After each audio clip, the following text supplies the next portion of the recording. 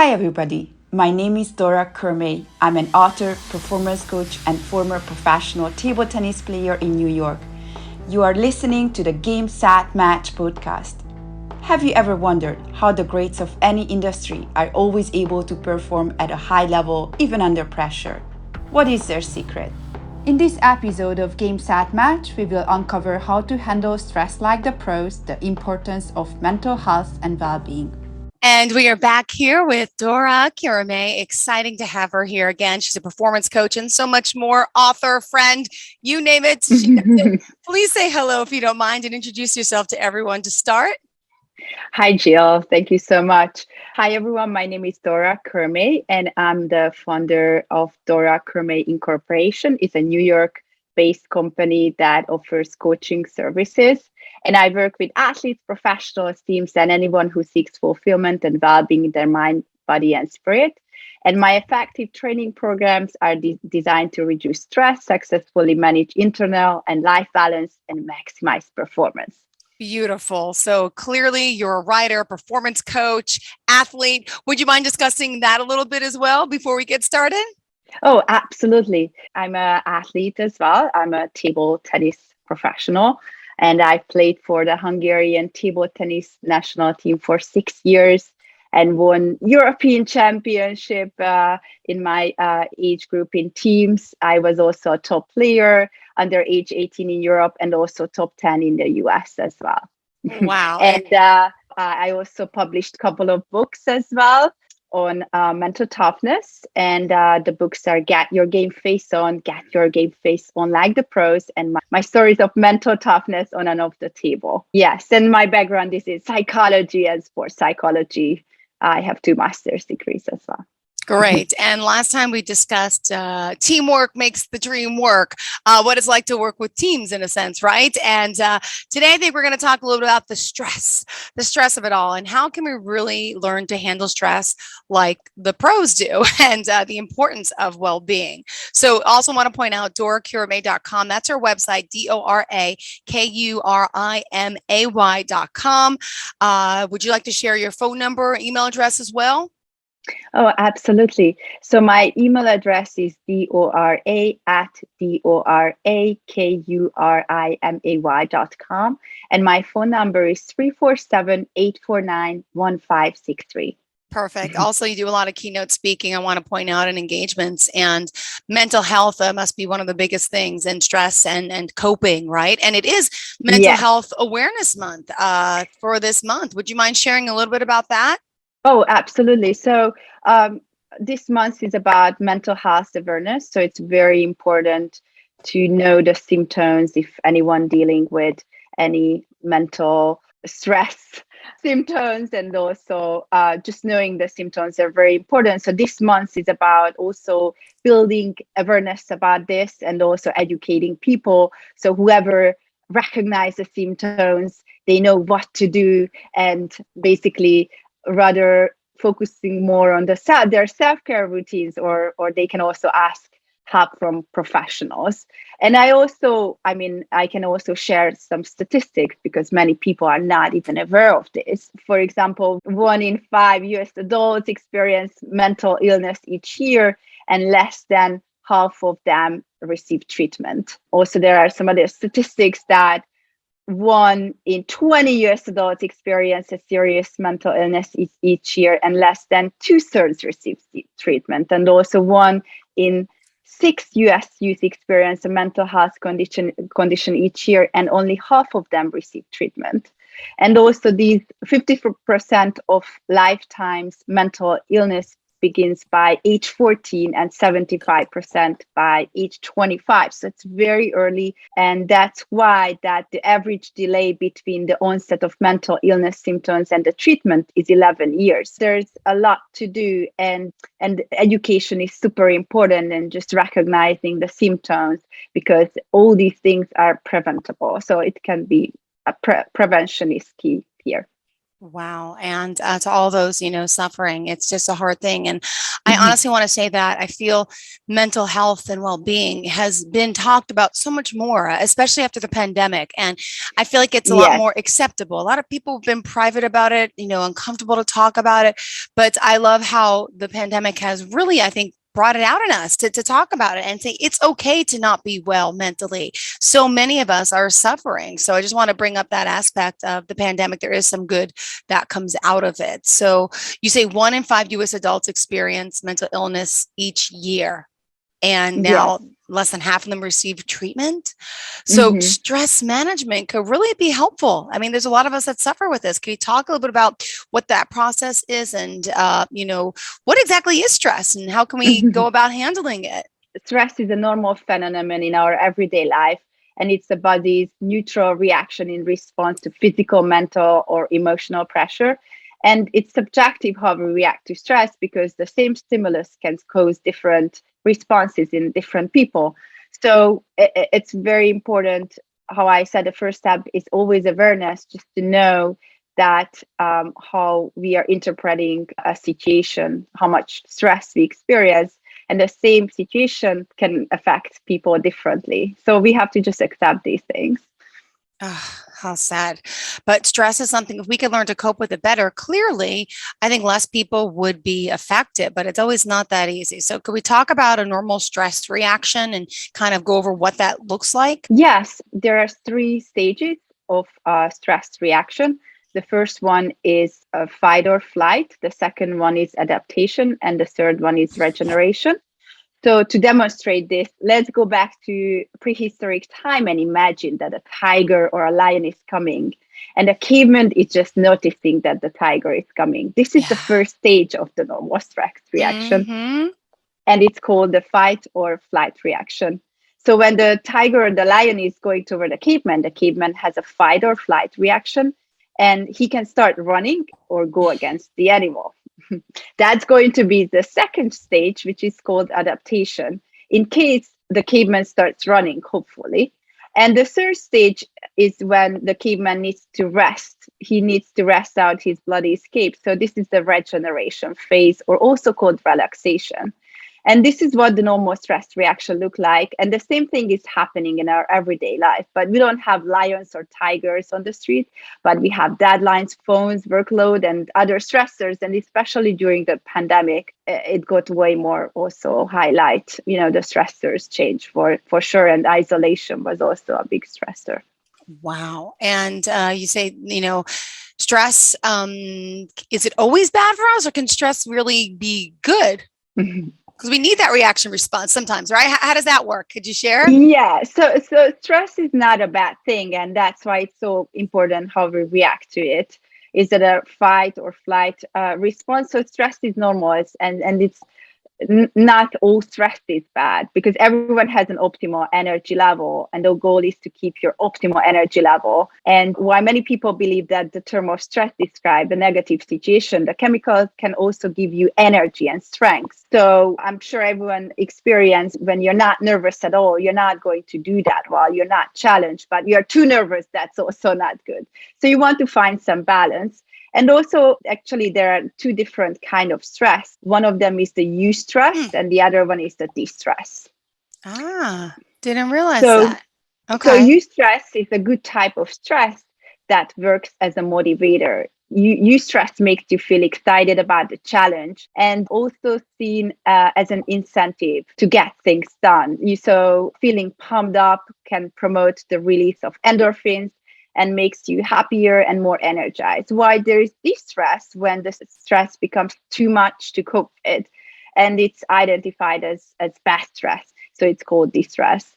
And the challenges no longer seem to be fun, and there seem to be no end in sight. So continue struggling with too much stress can cause exhaust your energy and drive, and you experience fatigue and exhaustion. And the worst case scenario is burnout.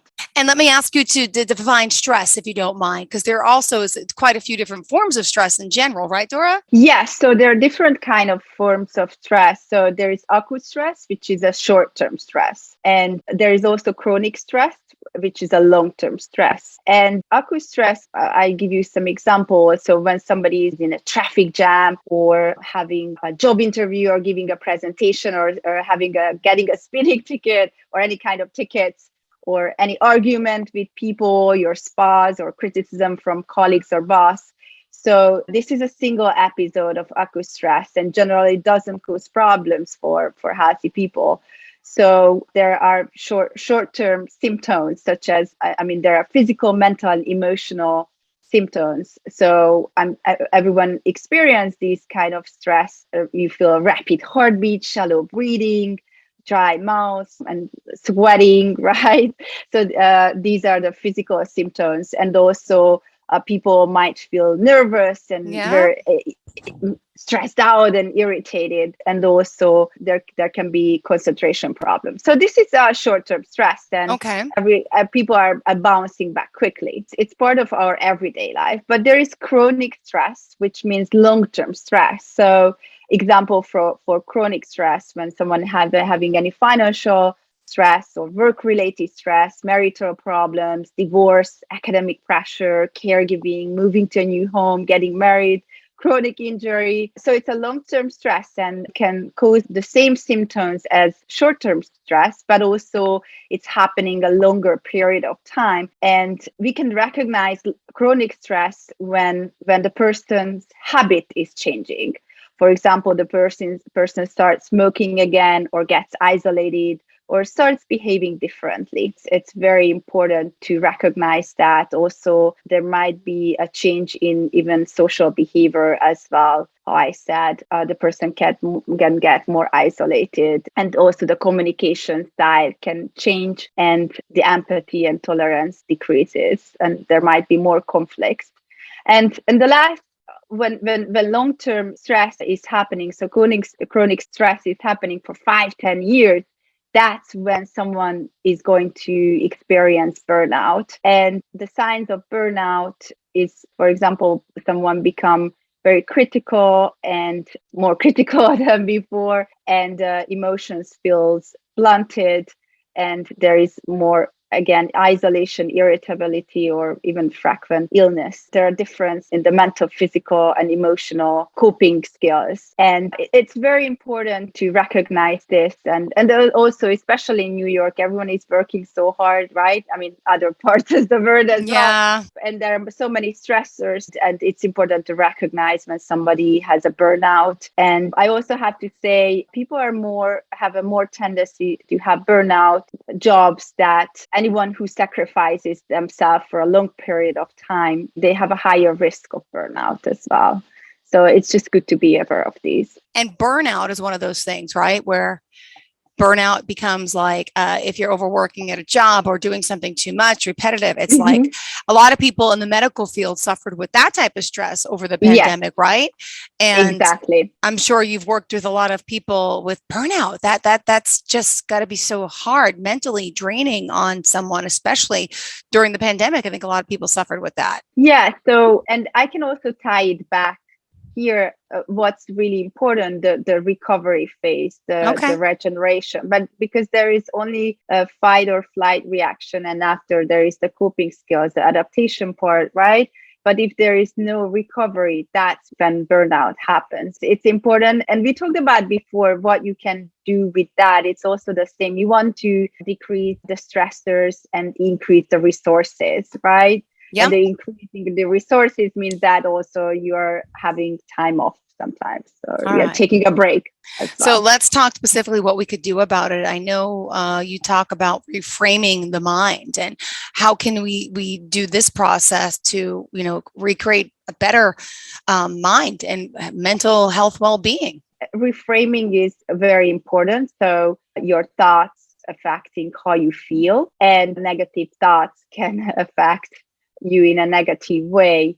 So reframing your thoughts are crucial, and it's very important to identify automatic thoughts and replace them with more balanced thoughts. And there's a technique to do that. It's called CBT. It's a cognitive behavior therapy, that basically you're just identifying the situations when you are having automatic negative thoughts, and you're replacing them with positive ones.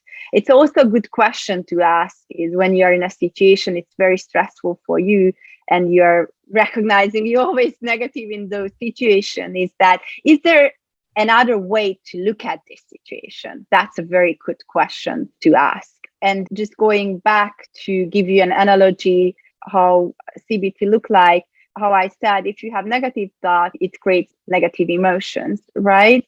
Yeah. So reframing is to imagine looking through the frame of the camera lens. You can also look in that way. So the picture seen through the lens can be changed to a view that is closer or further away. And by slightly changing what is seen in the camera, the picture is both viewed and experienced differently. So let me give you an example here. Sure. So for example, a woman is upset for example, she wasn't chosen for promotion. She can think about the positive things that could come from not being promoted. I know it can be very frustrating, but also she can look in a new way. For example, she can note that new additional stress would have come from that promotion. So, and another role can be a better fit for her long-term career goal. So that's just an example here. Well, we like examples. Continue. It's good. So we gotta learn. You gotta relate. No, absolutely. Yes. And also, for example, if someone is getting a ticket because he was texting while driving or speeding. Or driving, speeding. Mm-hmm. It can be very frustrating, but on the other hand, it can be viewed as well that not to do it again in the future and prevent accidents, right? So It's a change of view, how you look at situations. Got it. So is there another way really to look at the situation? Yes. And I'm going back here and tying back to social support, looking for help, even if you're talking it with someone. Even with a friend actually can help, or colleagues, just talk through different situations, because even connecting with others helps, and just talking about it. And also the other person can help you to give you a different perspective on it as well. And of course, you can talk about with professionals as well. That's another level, but just connecting with other people and asking for help is also very helpful. Just asking for their point of view as well. Good. Well, let's talk about some ways we can help benefit and we could get through the stress together. What about healthy habits in a sense and sticking with them? Yes. I mean, I know that everyone knows what to do, right? The hard part is to do it. But yes, choosing healthy habits and stick with them, it's very important when someone is experiencing high level of stress. So focus on what you can control daily and create healthy routines. So everyone, how I said, has an optimal energy level when you can perform and feel the best. And sleeping is very, very helpful. And you want to create healthy sleeping routines because it's affecting how much stress you will experience and how you cope with stress. Also, eating healthy is very important. And also hydration is super important as well. Just paying attention to your sleeping, eating, and hydration routine are very important and can help you to cope with stress in general. We all need a little help with, right? For sure. What about being proactive, and being open and willing to look for help and ask for help in a sense? Yeah, so the hard part, I'm sure everyone can relate to it. Sometimes it's difficult to ask for help because we think that we are the only one who's experiencing that. But everyone is going through that, and it's very important to be proactive and look for support. And how I said that even just talk to someone who will listen to your frustration will help you to remain positive. So connect with others and talk to others. Got it. And what other advice do you have for us to manage stress? For example, is it also, working with people, being mindful, maybe mindfulness is another technique, right? Yes, mindfulness is a great technique. Mindfulness is the awareness that arises from paying attention to the present moment without resistance. So you strive and move forward the moment you wholeheartedly accept the way you are. So accept, acknowledge your feelings and name them to help you to really stress, will help you to move on. And mindfulness techniques are breathing exercises. So even just if you are just you take 1 minute and you start focusing on your breathing and nothing else and how you feel, it will help you understand and also feel how you feel without any judgment. It's super helpful and it's helping to manage stress. Definitely. And other routines such as meditation are super helpful, and also yoga. These are all mindfulness exercises and helps you to build the awareness and also connecting with yourself. What about journaling, writing your thoughts down? How does that factor in? So handwriting is very helpful. I know nowadays the young generation is not really doing that. Yeah, they don't even learn how to write script in school, Dora. Yes, I know. It's crazy. So this is for the older generation, but just in general, in journaling is very good. So if somebody still have pens and can write, I would recommend the handwriting as well, because it creates certain chemicals in your brain, which is good for you. And research has shown that handwriting is better for you than writing on your keyboard or laptop. Although I know it's a little old school. Like it. It's more engraved. If you're writing it, it's like it sets in your head a little bit, I think. We also talked about it before, but again, just reminding everyone that writing down what you're grateful for, super helpful. You can put it on your phone. And the root of joy is gratefulness. So it helps you to channel your thoughts on what matters to you and to stay positive. And there are a couple of apps that can be very helpful for you. For example, gratitude daily journal and the 5-minute journal, just to mention few, but everyone can do some more research, or even just writing down those on your phone. It's very helpful. And I would also suggest that to write down 3 things at the end of each day that you are helpful for. It has many good effects. And even some families do that at the dinner, that you have to say 3 things that was positive in your day. So that can be also a good thing to do for the family. And also you learn more about how was your family member's day. So that's a good way to do that at dinner. And the other way is also what good to do that tell the people in your life how much you appreciate them. Everyone likes to know that they're appreciated, and their positive reactions can help put you in a positive mood too. So that's also very good. And lastly, writing down your goals are, again, very important. And so let's talk about some of the services that you offer that can help people with stress. I do individual consultations. So anyone who would like to work on their stress management skills can reach me at Dora@DoraKurimay.com or call me at 347-849-1563, and we can set up an appointment. And so I do individual sessions. I also do group sessions, and I also give keynote speaking engagements as well for companies. I've done a couple of those. Great. And also just to remind everyone to get in touch with you, Dora, could you share the best form and all forms of contact? My email address is dora@DoraKurimay.com. My phone number is 347-849-1563. And my website is www.DoraKurimay.com. Now, globally, I know you've been on the forefront with ExxonMobil, UPS Europe, then take it to another level, individuals, high school students, and you work with a lot of different types of people, from businesses to individuals and young people as well. Yes, I work with individuals, young people, and so big companies, how you mentioned. And yes, it's great for everyone. So I recommend it.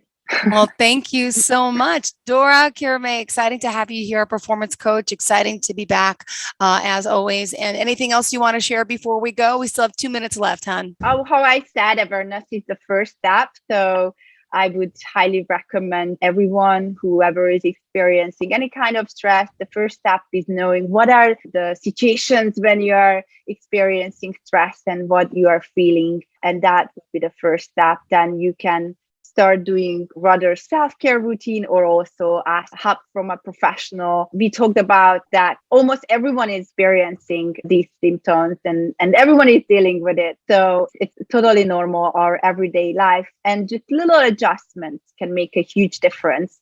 And Right. prevention is key here. And because if you're waiting and not doing anything, can cause a big problem. Absolutely. Well, thank you again, Dora Kurimay. You have a fantastic day. Thank you for doing what you're doing. And thank you for joining us again. And looking forward to the next time we speak. Have a great day, hun. Okay. Thank you. You too. Bye. Thank you. Bye-bye. I hope you got a lot of value from this episode. Thank you for listening. I have included a link in the description below where you can get a free copy of my high performance ebooks to help you to take your performance to the next level. Until next time, take care.